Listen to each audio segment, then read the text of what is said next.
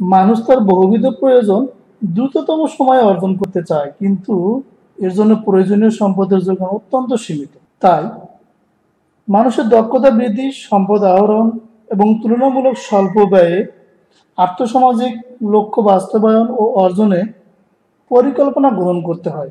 এরূপ পরিকল্পনার মাধ্যমে জীবনযাত্রার মান উন্নয়ন ও অর্থনৈতিক কল্যাণ সাধিত হয়। পৃথিবীতে উন্নয়ন পরিকল্পনার ইতিহাস প্রায় 100 বছরের পুরাতন হলেও বাংলাদেশের অভিজ্ঞতা প্রায় 5 দশকের।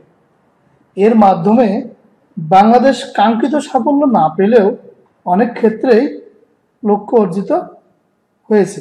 তাই উন্নয়ন পরিকল্পনা প্রণয়ন, বাস্তবায়ন ও মূল্যায়নের মাধ্যমে অর্থনৈতিক উন্নয়নের শীর্ষে পৌঁছানোর প্রচেষ্টা অব্যাহত রাখা প্রয়োজন। প্রিয় শিক্ষার্থীবৃন্দ, ইকবাল সিদ্দিকী কলেজের অনলাইন ক্লাসে তোমাদের স্বাগত। আমি মোহাম্মদ আশরাফুল আলম, প্রভাষক অর্থনীতি।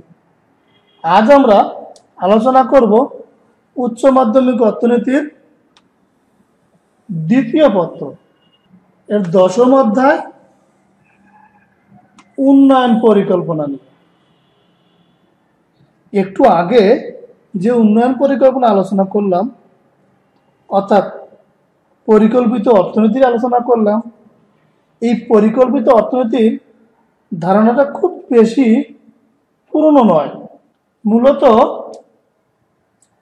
এই রাশিয়ায় যখন বলশেভিক বিপ্লব ঘটে, অর্থাৎ রাশিয়ায় যখন শিল্প বিপ্লব ঘটে 1917 সালে, এই শিল্প বিপ্লবের আগেও কোনো দেশেই অর্থনৈতিক উন্নয়নের জন্য কোনো পরিকল্পনার প্রচলন ছিল না।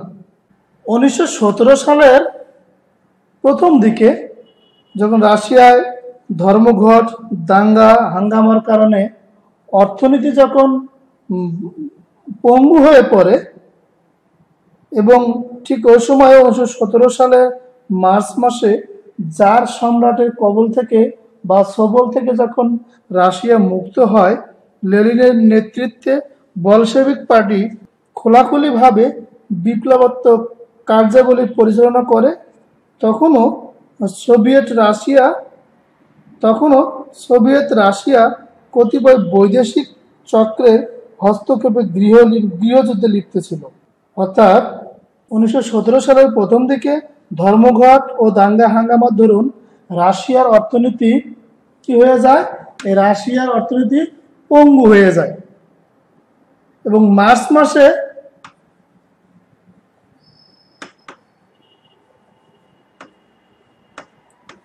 মাসে জার সম্রাটের নিকট থেকে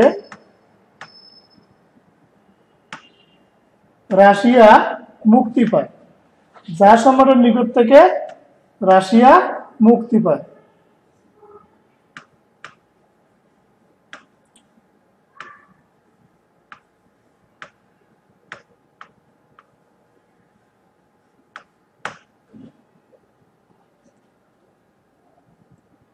লেনিনের নেতৃত্বাধীন বলশেভিক পার্টি, এই যে বলশেভিক বিপ্লব বলা হয় এই কারণে, লেনিনের নেতৃত্বে বলশেভিক পার্টি, কোন পার্টি? লেনিনের নেতৃত্বে বলশেভিক পার্টি তখনও কি করে? খোলাখুলিভাবে বিপ্লবাত্মক কার্যাবলী পরিচালনা করে। অর্থাৎ তখনও সোভিয়েত রাশিয়া কিছু বৈদেশিক কিছু চক্রের কারণে গৃহযুদ্ধে লিপ্ত ছিল। একদিকে গৃহযুদ্ধ, অন্যদিকে ছিল গৃহযুদ্ধ, অন্যদিকে শ্রমিক অসন্তোষ।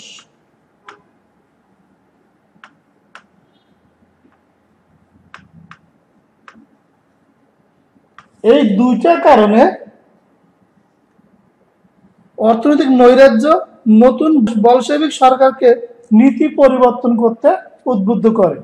এই জার সম্রাটের পতনের পরে একদিকে গৃহযুদ্ধ চলে, অন্যদিকে শ্রমিক অসন্তোষ চলে। এই দুটার কারণে লেনিনের বলশেভিক পার্টি বা সরকার অর্থনৈতিক নীতি পরিবর্তনে তখন কি হয়?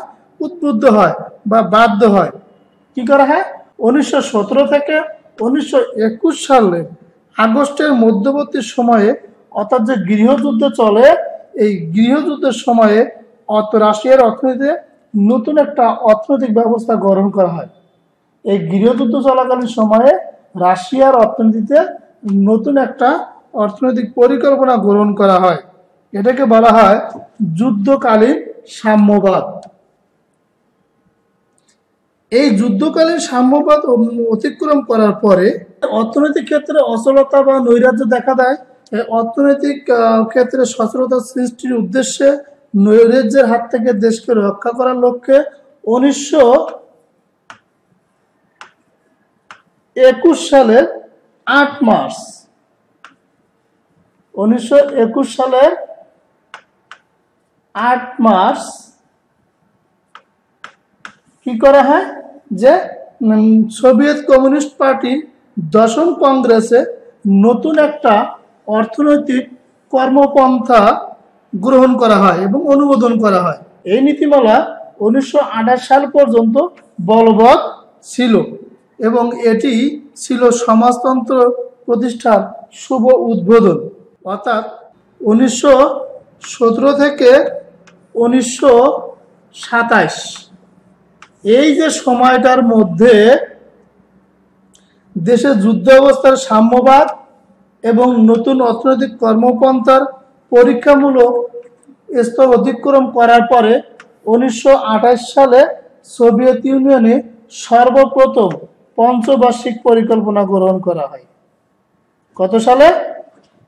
1928 সালে সর্বপ্রথম পঞ্চবার্ষিক পরিকল্পনা গ্রহণ করা হয়। এটি দ্বারাই মূলত অর্থনৈতিক পরিকল্পনা বা পরিকল্পিত অর্থনৈতিক ব্যবস্থার সূত্রপাত ঘটায়।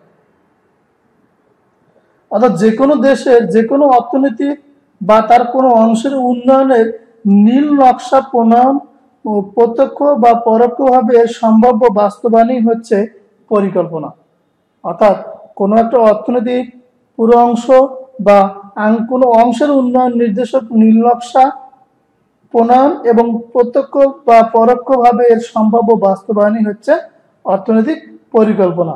আমরা অন্যভাবে বলতে পারি যে কোনো দেশের অর্থনৈতিক কার্যক্রমের উপর রাষ্ট্রের পরিকল্পিত হস্তক্ষেপ গ্রহণ করাকে অর্থনৈতিক পরিকল্পনা বা উন্নয়ন পরিকল্পনা বলে।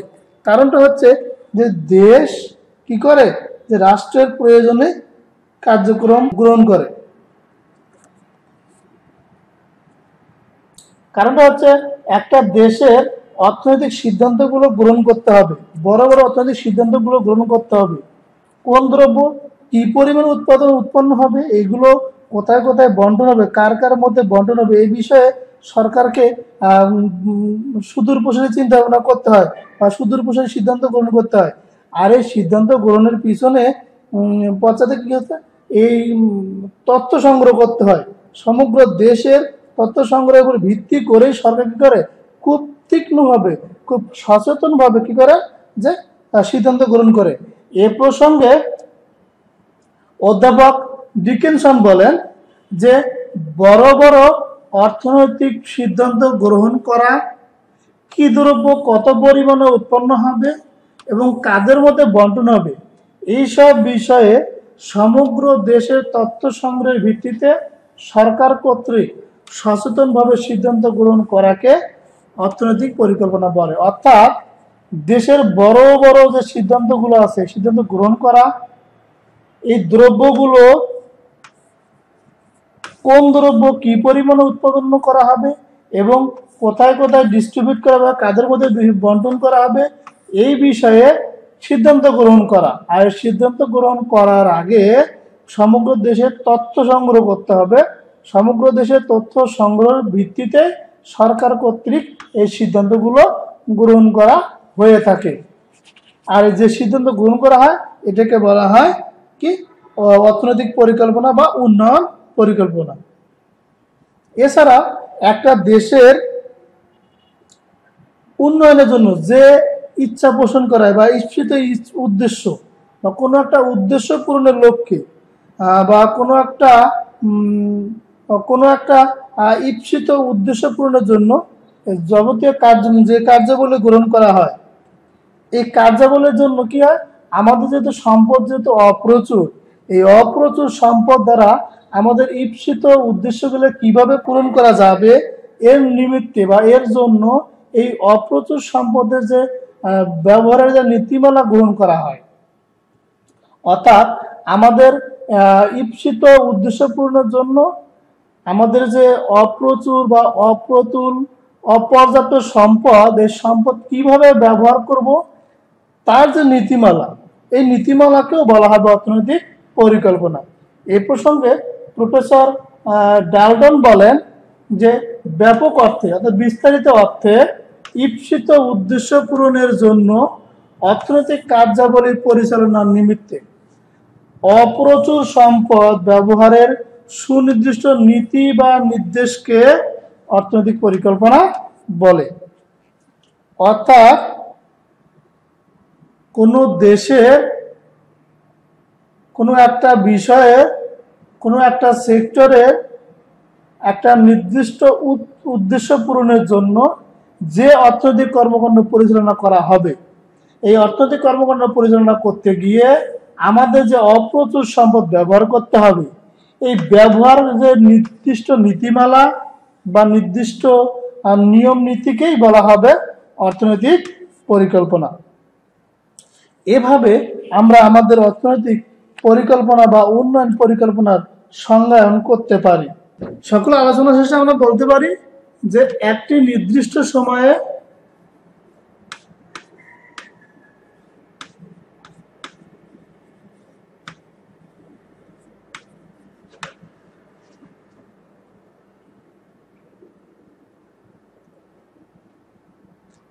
কোনো অর্থনীতির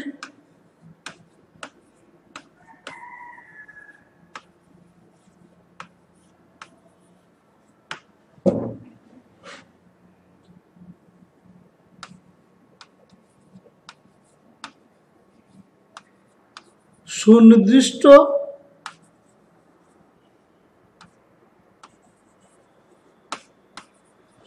সামাজিক ও অর্থনৈতিক লক্ষ্য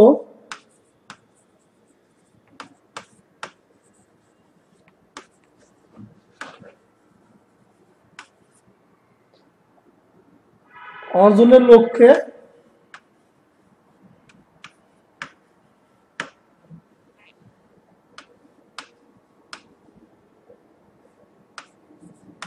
অপ্রচুর সম্পদ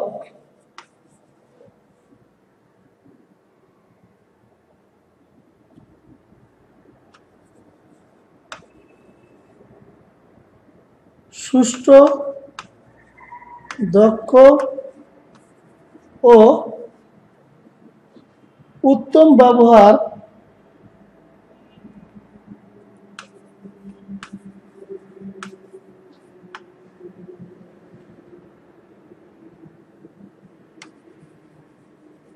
করার নীতি হলো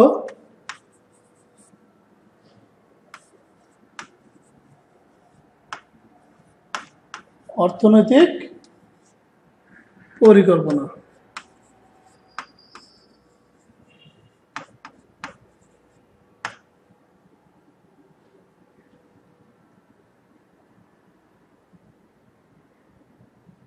এভাবে আমরা উন্নয়ন পরিকল্পনা বা অর্থনৈতিক উন্নয়ন পরিকল্পনার সংজ্ঞায়ন করতে পারি। আশা করি তোমরা বুঝতে পেরেছো। তোমাদের সকলকে ধন্যবাদ।